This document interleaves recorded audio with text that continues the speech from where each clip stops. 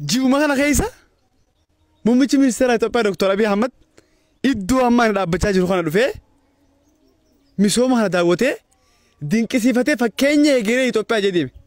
Iddoon kunis kan itti argamu godina Harargee Bahaa aanaa Gurawaa ganda Meeyiraa Guddinaatti.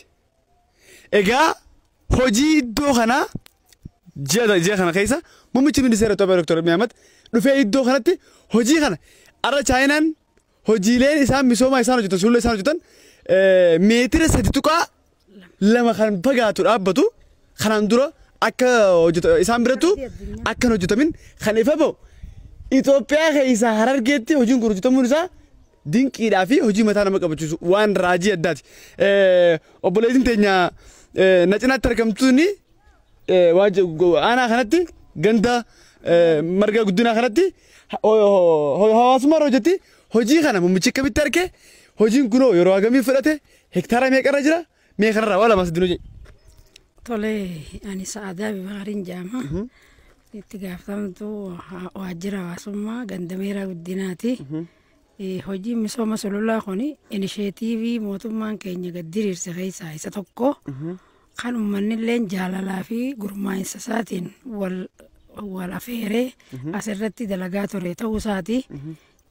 Iddoon tuni iddoo duraan mukuma bara 50 dura dhaabameen teessu ta'ee gaarri kuni horii fi namaa fi tuttuqaa namaatii fi kanaanis badii garaagaraa keessa ture. Yeroo ammaan tanaagaa hawaasni qindoominni gurmaa'insa gabbee kun taa'ee ilaalee lafa tana misoomsuurraa kan ka'e yaada kanaan baanii ummanni kun qindoominaan dhufee dachii tanarratti waan raajii ta'a kana kan muummichi ministeeraa keenya dhufee daawwannaa dinqisiifannoo akka addunyaatti kaayan kana asirratti harkee raajeeffatee asii galee jechuudha. Kanaaf yeroo duraa misoomaan alatti teenteessu lafti tuni yeroo ammaa madda sadii kan keessaa ba'e ta'uu isaati. Lafti kun hojjetamurra dhiqama biyyeeti fi tuttuqaa namaa fi beeyladarraa kan ka'e lafti bilaashitti lafa taa'aa turte kun yeroo ammaan tanaa hektaarri 237.5 misooma kanarra ooluunsaa akkuma agartan kana ta'uu isaati jechuudha. Thank you. Galatoomaa ulfaadha. Egaa dhugumatti hojii raajii yoo jedhame Itoophiyaa keessa hojii misoomaa jedhamu hotume. Hojii misoomaa hojjetamaa hin ture yookaan immoo sulula sadarkaa kanatti sululli especially gama Harargee kanatti fiicharingiin isaa hundi keenya hubachuu barbaannallee hegereen misooma sulula gaaraa hidhuun akkanaa kuni fuuldureen isaa maal akka inni ta'u tilmaamuu namatti ulfaatu. Muummichi ministeeraa keenyas Dr. Abiy Ahmed dhufanii iddoo kana yeroo daawwatan dinqisiifannaa fi raajeeffannaa hawaasa naannoo kanaa gochaan ragaa baay'ee kan deemanii amma iddoo inni dhaabbatee waltajjii xumuraatti raawwatanitti fakkaate. Iddoon sun jechuudha. Iddoon amma itti gabbuunu asirraa jalqabee akkanatti deemaa tureetu jaxasan bu'ee waan ta'eef karaa amma deemaa jiru kana wajjin deemaa ture jechuudha.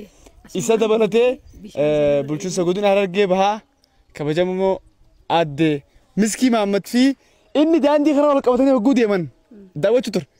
Nus daandii isaanii hordofaa jira. Come on. Gaa iddoon amma itti argamnu tun guyyaa 20 dura muummichi ministeera Itoophiyaa Dr. Abiy Ahmed dhufee iddoo kana dhaabbatee hawaasa naannoo kanaa hojii misooma sululaa isaan hojjetan hektaara 237 toqaa 5 hojjetame dhufee yeroo daawwatu ergaa inni asirraa dabarsan tokko ture. Ergaan sunis maal ture? Dhaloonni hegereen biyya kanaa ummanni biyya kanaa dargaggeessi biyya kanaa kan kanaan dura biyya Arabaa keessatti hiraata qurxummii taatiin ture barahaa Arabaa keessatti barahaa lafa Somaaliyaa fi Arabaa keessatti daaraa taatiin ture kana booda hojii akkanaa hojjechuu danda'a yoo ta'e sababnummaan isaan biyya ambaa keessa deemanii dhumaniif tokko hin jiru. Kana booda hegereen biyya keessanii bu'uureeffamee jira. Itti iddoo kana dhaabbatee dabarsee ture. Egaa maal hojjettee maal karoorsitee osoo hin taane maal raawwattee addunyaan karaa walii galte.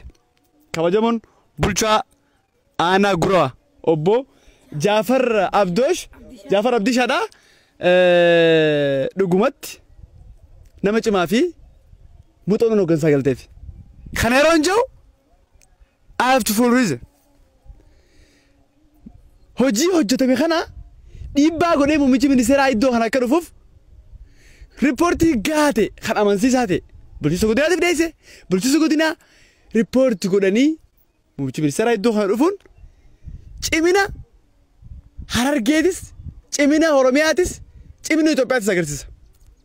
Kanaaf bulchaa aanaa gurawaa hedduu galateeffannaa nama jabaa fi hooggansaa muuxannoo hooggansaa qabu iddoo muummichi ministeera Itoophiyaa dhufee irra dhaabbatee ergaa asirraa dabarsina. Baay'ee guyyaa san viidiyoo sirriitti hordofaa ture viidiyoo iddoo kana ture hawaasaaf qoodaatiin ture miidiyaa hawaasummaa gubbaatti hawaasni eeggachirraa qabe ilaa iddoo sanitti guuteeti namni lafa argu hagam muummicha ministeera keenya Itoophiyaa Dr. Abiy Ahmed uummanni keenya hagam akka jaalatuu fi hagam akka kabaju guyyaa san dhugaan arginee addaan baane harkaatiin ture.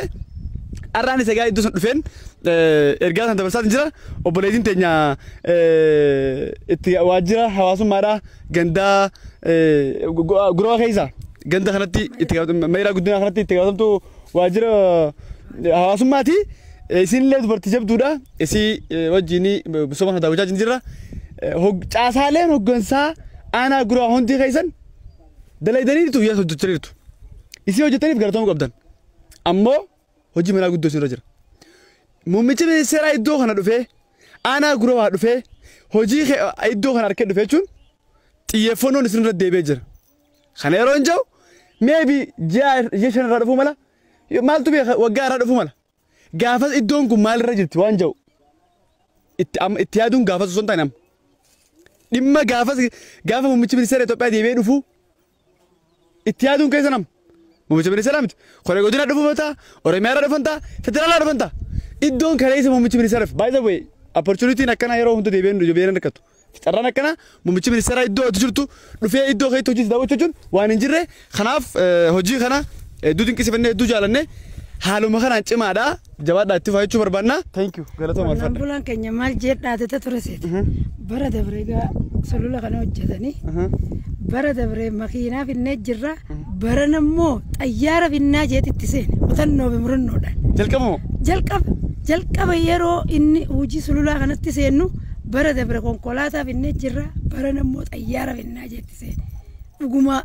Waan dhuguma dubbachuudhaaf jechuudha. Teessuma caayaa ta'anii hojii tana boqonnaa godhan irratti waan kana haasawanii dhugumaan xayyaarri muummicha fidee dhufuun sun haalaan nama dinqisiisaa ajaa'iba. Uummanni Harargee beekaa yaantummaa qaba.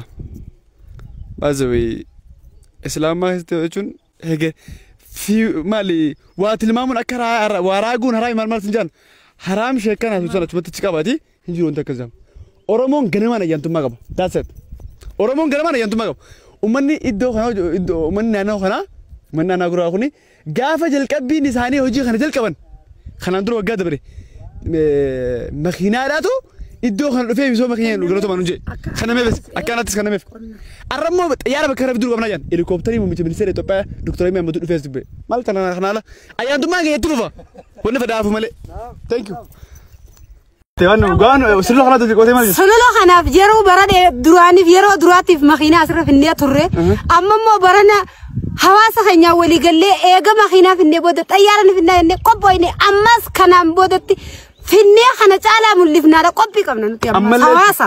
Ijjennoo hawaasa. Ganaa murannoo qabna tana qophii.